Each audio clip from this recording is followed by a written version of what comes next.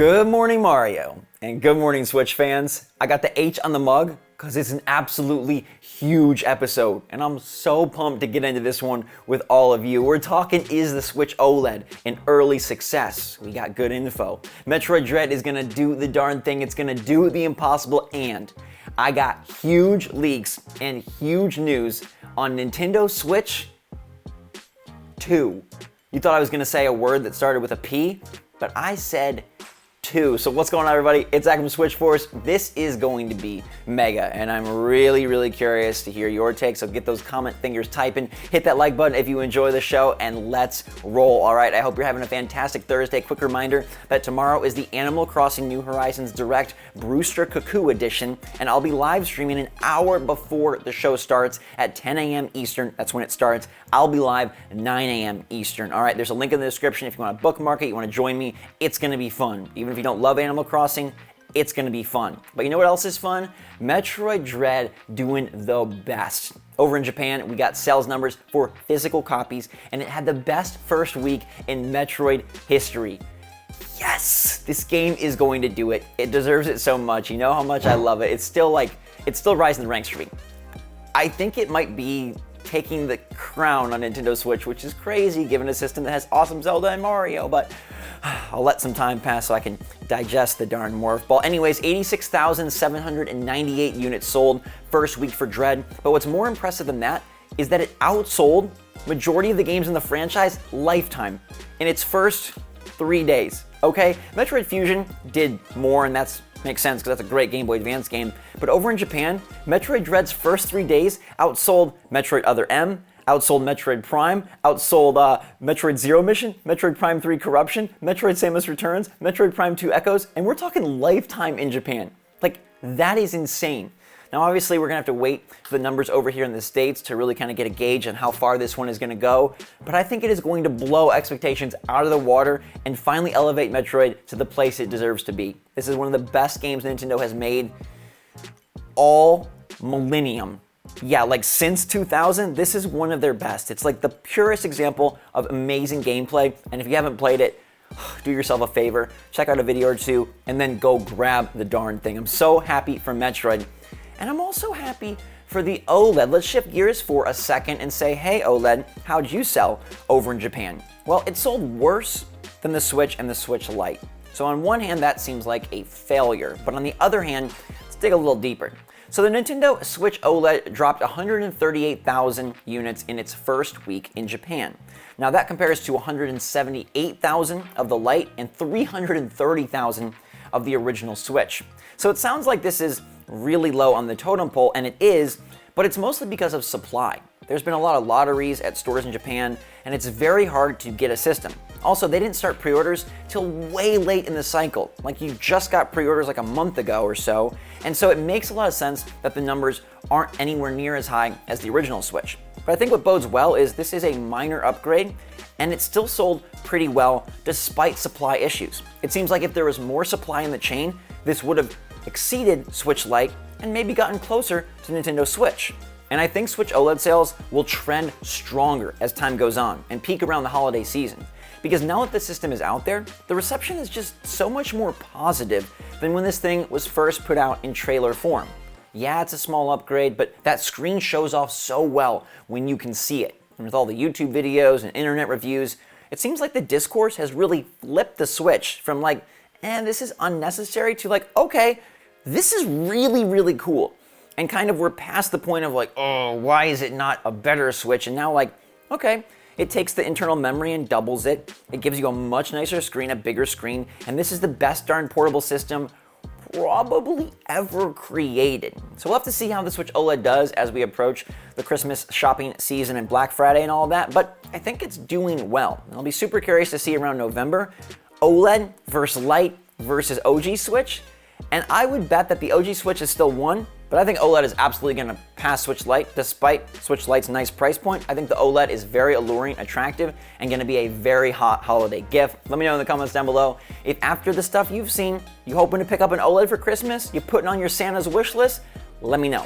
All right, buckle up. This segment is straight fire, all right? And one of the best parts is I think we can Hadoken the Switch Pro straight out of the conversation. I think the Switch Pro is going to be a thing of the past, and I think it's going to focus now on Nintendo Switch 2 or Nintendo Switch 4K, however you want to refer to it. And that should make a lot of people happy because the Pro has just bogged us down in a puddle of sludge. But a successor, that makes more sense and is interesting, so let's dive into these leaks. All right, this comes from Nate the Hate and MVG. They do a podcast and they revealed a lot of information that they supposedly have found out. Now, Nate the Hate, we've covered a lot on this show. Nate Drake over on the Reset Era forums, he's pretty reliable. Most recently, he talked about Nintendo 64 games and other systems being added to the Switch Online service via a new separate price tier, and voila, we've got the expansion pack coming to Nintendo Switch Online, bringing N64 games, other systems, and a separate price tier. But let's really dive into the nitty-gritty here, because this expands on the Bloomberg article, this expands on Nintendo's denials, and this expands on what the plans are going forward with this rumored 4K. At this point, here is what is going on. Apparently, 4K units have been out with big third-party developers since late 2020, and smaller third parties got them this June. All the hubbub about Bloomberg saying 11 developers say they have a 4K Switch dev kit, Nate Drake says that is very accurate. Nintendo denied it and said, no, that's not true, and people were like, yep, that Pro ain't real. But here's the kicker. Nate Drake says it's because Nintendo knows this will not just be called Nintendo Switch. So when they say we don't have a new Nintendo Switch 4K, they're being honest because it's going to have a different name. It won't just be Nintendo Switch Pro model like Nintendo Switch OLED. It's going to be more of a big revision or a successor. Now on the podcast, they say they're not sure exactly how it'll be positioned, as like a Game Boy Color big upgrade revision or as a true successor. You gotta look and see the Switch Lite is just a form factor change. The OLED is a minor tweak and probably eventually will replace the OG Switch, but this is clearly something more. Something so more that they say it uses a new GPU chip, and because of that, right now, backwards compatibility is looking dicey. Now I know. That is like nightmare scenario.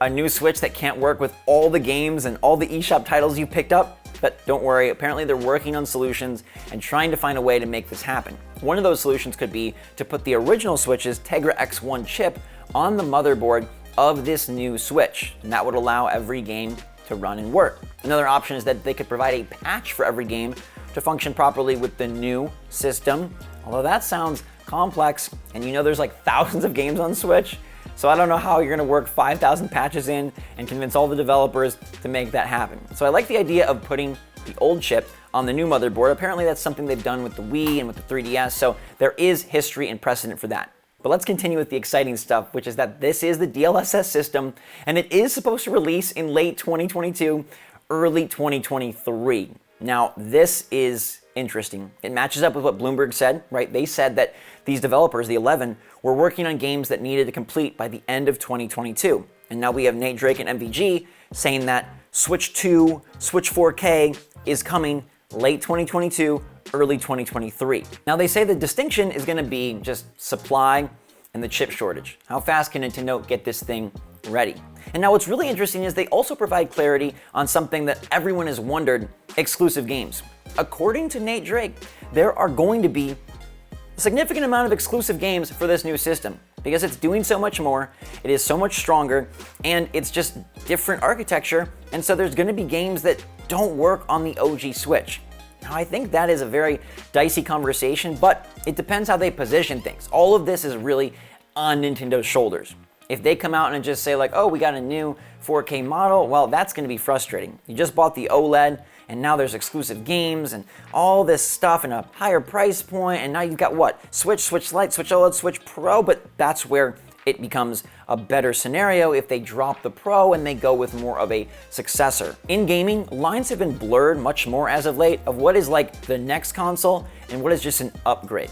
Like, yeah, PS5 and Series X are next-gen consoles, but Series X, it's really just like the next in the series of Xbox Ones, right? Like, that's why Halo Infinite can play on Xbox One and Xbox One X and Xbox Series S and Xbox Series X, because those lines are being blurred. The way that we make upgrades and improvements and changes is resembling more like the phone ecosystem. So Nintendo providing a Switch 2 or a Switch 4K or whatever they decide to call it, it doesn't have to be like leaps and bounds, like wow, mind-blowingly better. If it's notably better, that's enough.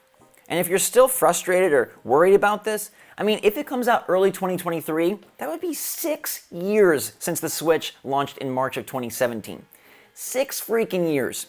That is a long time for a system. All right, some have gone longer, some have gone shorter, but 6 years to get a significant new guy, that feels fine to me.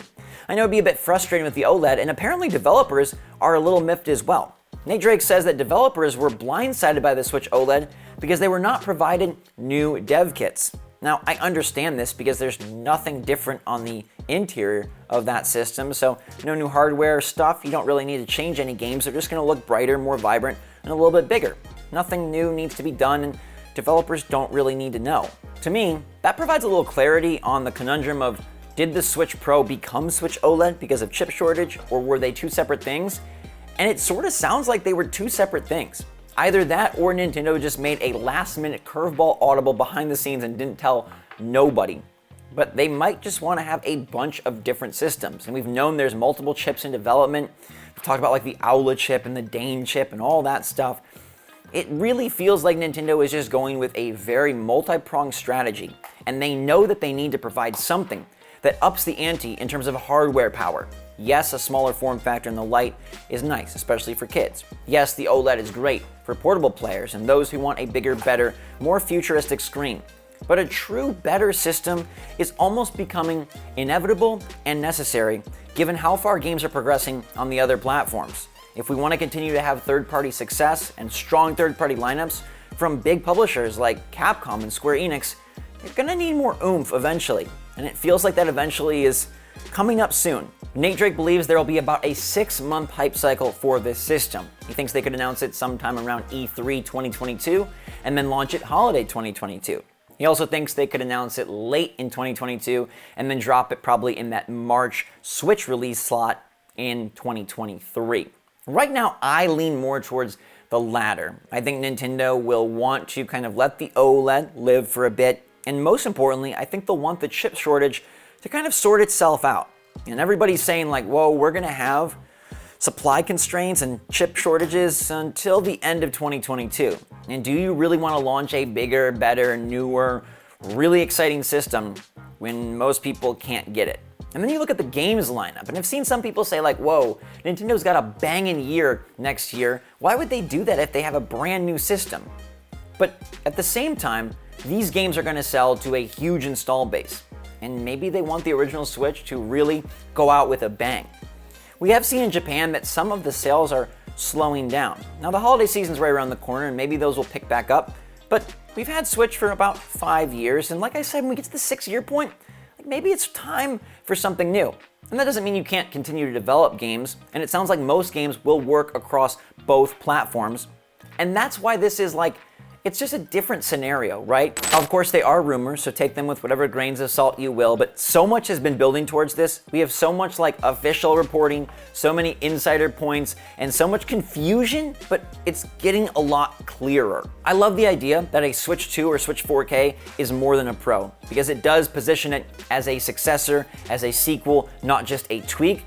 But in today's day and age, and in the 2022 day and age, a successor, a next gen, is much more of a step than it is a leap. And so this feels like it's it's kind of like the Wii U to the Wii, right? I really like that analogy where it's similar, even uses some of the same controllers.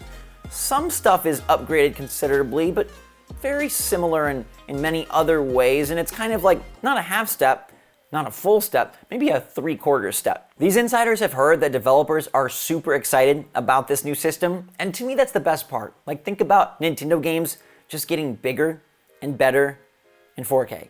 Think how great Nintendo Switch titles have been, and now just imagine them with more potential, more possibility, bigger and better and clearer. Thank goodness, looking clearer and crisper and more comparable to their competitors. I know it's a dicey situation with how many models they've released and the timing of everything, but I think that's just the world we live in. All these different SKUs, all these different models, different options, different entry points, but one ecosystem, at least for the most part. Some exclusive games, most stuff works, maybe some diciness with backwards compatibility, but in general, it's an ecosystem with all these entry points, and it makes it or tries to make it, accessible for everyone. The hardcore player that gets every iteration. The guy who just wants to play a Switch, and as long as it plays Breath of the Wild, who cares what it looks like? The person that wants to play portably, and the person that wants cutting-edge technology. I'll keep you posted on anything new that comes out, but to me, this is so juicy. I'm not expecting to hear anything for a while since this system won't be out for a long time, but I'm sure things will pop up and we will cover them. And we say goodbye to the Switch Pro name and we say hello to Switch 2. To me, that feels a lot better. All right, we can exercise the Pro, push that out, and let it go. But let me know your take in the comments down below. Are you excited about more of a successor type system? Are you excited about a 4K Switch dropping at the end of next year, early 2023? Does that coincide with Breath of the Wild 2? We heard all along that maybe Breath of the Wild 2 was supposed to promote the Pro, but maybe it's actually supposed to promote this one. Those trailers did look pretty swanky, and I would love to play the next Link adventure in 4K, but we'll wait and see what comes out on this front. You know I'll keep you posted. Hopefully I'll see all of you at the Animal Crossing Direct tomorrow for some live fun. We can hang out and rejoice with that community, and I'll be back with Good Morning Mario. I'm sorry it's been a little bit like up and down in terms of what's been coming out. I've been moving. It's been very tiring and difficult and a lot of driving, but I think we're back on track now, so I'm super excited to share everything Nintendo with all of you. Thanks for being here. Make sure you're staying safe, staying healthy, staying happy, staying positive out there, everybody. And until next time, I love you a lot. SwitchForce out.